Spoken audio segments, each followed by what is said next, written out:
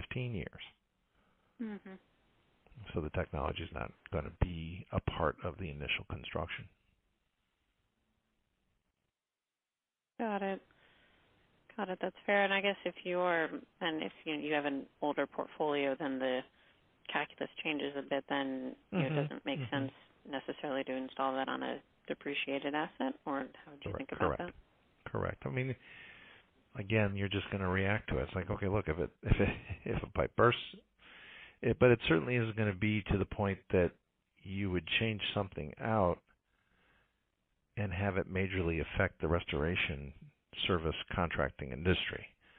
It just isn't going to be that much of a market-driven kind of decision, or there's just not going to be that kind of a campaign for something like that is as proactive as that is, rather than the risk-reward of just waiting for something to burst and then fix it. Got it. I mean, that's my 2 cents anyway, especially on our older buildings. That's why the technology hasn't really sort of taken effect, or cities have mandated that it's being used. Got it. That makes sense.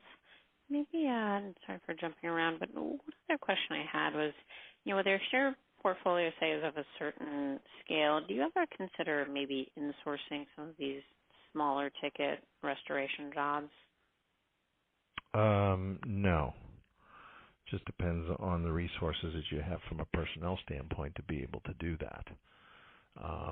And in a service contract, in a third-party service provider sort of way, I mean, I don't have, that depth of resources sitting on the bench, especially when I have someone else who, on a contingency basis, has it, and I can use it when I need it.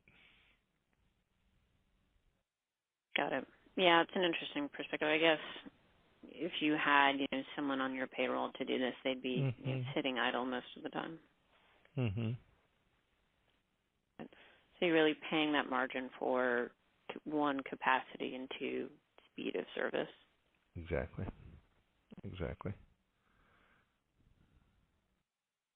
Good. That makes sense.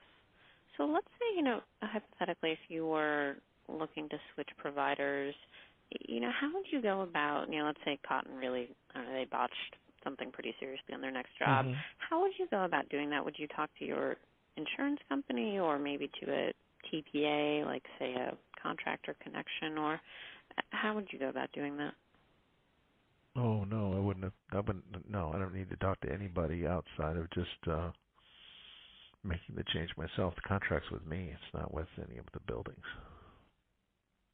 Got it. So you would know who to call in terms of their competitors. Mm-hmm. Got it. I guess who would be your next choice? Well, I'd probably, anytime I'm going to bid it, I'd probably bid it between any of those 5 names that, you brought up, but especially Blackman or Cotton. Got it. That makes sense. Just flipping through my questions to see if there's anything we haven't touched on. I'm not sure if anyone else on the line may have any other questions. Do you have a sense of what the demand is like for restoration services during a recession? Do you tend to, try to delay some of the smaller projects, or is it just as mission critical so you don't really see any demand change? I do not see any demand change during a recession.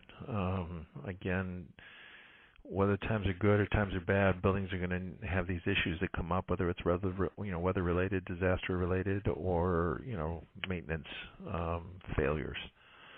So those things tend to be recession-proof or don't care about what's going on in the economy at the time. Mm-hmm.